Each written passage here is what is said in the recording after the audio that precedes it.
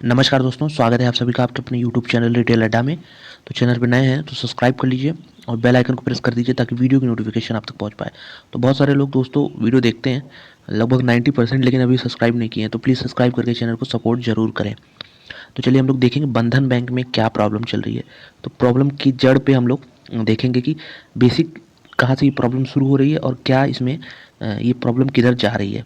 तो अगर ये मैक्सिमम इसका हम चार्ट देखें तो क्लियर कट एक हमें अंदाज़ा लग रहा है कि अपने जो शुरुआत में देखिए, इसको कंपनी को, इस बैंक को आप लेंडर को कह सकते हैं कि अच्छे खासे वैल्यूएशन मिलते थे।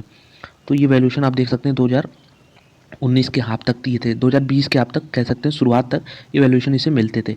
तो बेसिकली अच्छा बिजनेस माना जाता था माइक्रो फाइनेंस का। लेकिन जैसे ही इकोनॉमी में प्रॉब्लम्स आनी शुरू हुई, ये मैं कोविड की बात नहीं कर रहा हूँ, कोविड के पहले की आप देखेंगे, कोविड के पहले भी क्वार्टर ऑन क्वार्टर जो ग्रोथ रेट हो रहा था वो धीरे धीरे नीचे ही आ रहा था। तो बेसिकली ये माइक्रो फाइनेंस ऐसा बिजनेस है जो कि हाई रिस्क है। इसमें जो लेंडर्स हैं इनके पास हाई रिस्क है देने के लिए, लेकिन जो रिवॉर्ड भी है वो भी हाई ही रहता है। तो ये इस तरह का बिजनेस है, आप मान के चल सकते हैं, हाई रिस्क और हाई रिवॉर्ड वाला। जैसे स्मॉल कैप में हम कहते हैं, उसी तरह ये बिजनेस भी आप समझ सकते हैं कि बहुत ज़्यादा इसमें रिस्क भी रहता है, रिवॉर्ड भी। जब इकोनॉमी नीचे जा रही थी तो बेसिकली प्रॉब्लम स्टार्ट हुई इनकी असम से।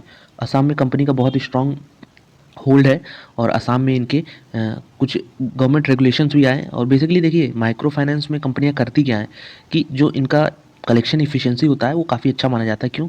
क्योंकि ये जो कलेक्ट करते हैं लोगों से पैसे, वो काफ़ी अच्छे, मतलब कह सकते हैं जोर ज़बरदस्ती भी करके लोगों से पैसे निकलवा लेते हैं। बैंक की तरह नहीं होते कि नॉर्मल प्रोसेस की तरह फॉलो करें। तो उस चीज़ पे बैन लगा दिया गया असम में। तो इनका जो एफिशिएंसी रेशियो था कलेक्शन का, वो ड्रेस्टिकली नीचे आ गया।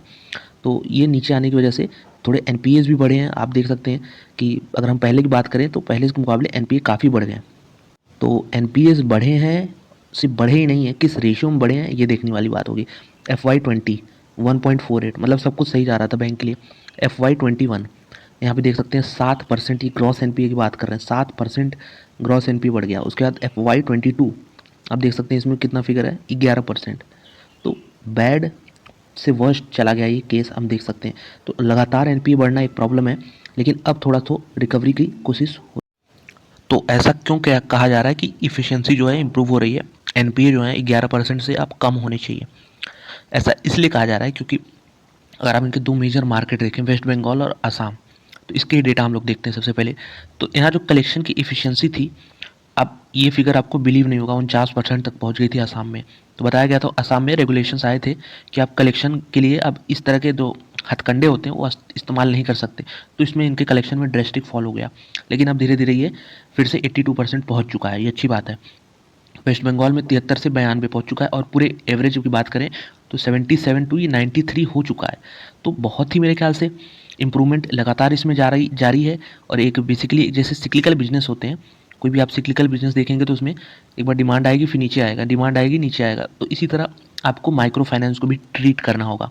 ये बैंक की तरह नहीं है सदाबहार की, आपको बस इकोनॉमी ऊपर जाए नीचे जाए, इसमें बैंक में भी फ़र्क पड़ता है लेकिन इतना नहीं फ़र्क पड़ता।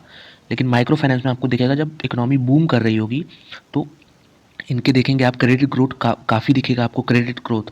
और जब इकोनॉमी नीचे जा रही होगी तो आपको दिखेगा कि बहुत ही प्रॉब्लम आ रही है, एनपीएस ज़्यादा बढ़ गए हैं बैंक के कंपैरिजन में। तो ये सब सारे फिगर्स बहुत इंपॉर्टेंट हो जाते हैं, और हमें ये दिख रहा है कि अब इसमें जो है, जो लो था वो कहीं ना कहीं अब बन चुका है, और ये धीरे धीरे इंप्रूवमेंट की तरह सारे रेशियोज इंडिकेट कर रहे हैं। और एक और स्ट्रॉन्ग नंबर जो आपको काफ़ी लग सकता है वो है पीसीआर, यानी प्रोविज़न कवरेज रेशियो का। तो जो रेगुलेटरी नॉर्म्स हैं उससे कहीं ज़्यादा, कहीं देख सकते हैं 74% की ये पीसीआर रेशियो कंपनी प्रेजेंट करती है। तो काफ़ी मेरे ख्याल से ये एक स्टेबल स्टेप माना जाएगा। और अगर बात कर लें कि, तो इसको अगर हम वीडियो को समराइज़ करें तो समराइज़ ये कर सकते हैं कि जब कोविड स्टार्ट हुआ उसके पहले से ही इनकी प्रॉब्लम स्टार्ट थी। जो असम में माइक्रो फाइनेंस का बिल पास हुआ उससे यहाँ इनकी प्रॉब्लम शुरू हुई। उसके बाद जो कोविड का प्रॉब्लम आया उससे ये प्रॉब्लम जो है बढ़ती हुई नज़र आई। उसके बाद अब धीरे धीरे रिकवरी आ रही है। तो इसके भी जो रेशियोज़ हैं, या फिर कह सकते हैं सारी एफिशिएंसी हैं, उसमें भी धीरे धीरे हमें रिकवरी दिख रही है। तो हमें ट्रीट कैसे करना चाहिए बंधन बैंक को? देखिए, बंधन बैंक का जो रिटर्न ऑन एसेट है वो भी अभी 2.5% के आसपास है, और एचडीएफसी बैंक का मात्र 1.5% है। तो बिजनेस अच्छा है, लेकिन ये सब जो प्रॉब्लम्स आती हैं, अगर छोटी भी प्रॉब्लम आएंगी तो बैंक उससे अच्छे से निपटने के लिए तैयार रहते हैं। लेकिन ये माइक्रो फाइनेंस जैसे एक बिल पास हो गया तो ये कंपनियां जो हैं काफ़ी ड्रेस्टिक इस पर असर पड़ता है। इसलिए कहा जाता है हाई रिस्क हाई रिवॉर्ड ये बिजनेस है। तो हमें इसे ट्रीट कैसे करना चाहिए? देखिए, आपको ऐसे ही ट्रीट करना चाहिए कि जब बंधन बैंक का अगर हम शेयर प्राइस की बात कर लें, तो जब सभी लोग खरीदने के लिए तैयार हों, जैसे सभी लोग कब तैयार होते हैं? जब 600-700 के पास ही जाता है, तो सारे एनालिस्ट हो गए, सारे आपके इन्वेस्टर्स हो गए, बहुत बुलिश हो जाते हैं कि ये तो अब 1000, 2000, 3000 चला जाएगा। तो आपको उसी समय सेल करना है। और जब कोई नहीं खरीदने के लिए तैयार हो, मतलब जब 200, 250 ऐसे लेवल पे आ जाइए, तो आपको इसमें बाई करके चलना चाहिए, क्योंकि ये अप्रोच बनाएँगे, तो ही जाके आपको फ़ायदा मिल पाएगा। इस तरह के सिक्लिकल बिज़नेस में, जैसे पहले ही आपको बता चुका हूँ, ये जब इकोनॉमी बूम करेगी तो बहुत ऊँचा बढ़ेगा, जब नीचे आएगी इकोनॉमी तो उसी रेशियो में बहुत नीचे आ जाता है। तो ये काफ़ी वोलेटिलिटी के साथ ये होता है ये। तो ये तीनों चीज़ आपको ध्यान रखनी होगी कि जब सभी लोग खरीदना चाहें तो आप इससे एग्ज़िट मारिए, जब कोई नहीं खरीदना चाहे तो आप इसमें ऐड कर सकते हैं। तो यही आपको फंडा जो है बंधन बैंक जैसे बैंक्स में, माइक्रो फाइनेंस में और कुछ एनबीएफसीज़ में आपको पैसा बना के देगा। और बाकी आप पूरे क्राउड को फॉलो करेंगे कि 700 पे हम भी खरीदेंगे, 600 पे हम भी खरीदेंगे, तो नुकसान होने के चांसेस इसमें बहुत ज़्यादा है। मार्जिन ऑफ सेफ्टी जो कि इंपॉर्टेंट है, वो आपको मिलेगा नहीं 700 पे, हालाँकि 250 पे मिलेगा, लेकिन 700 पे बिल्कुल नहीं मिलेगा।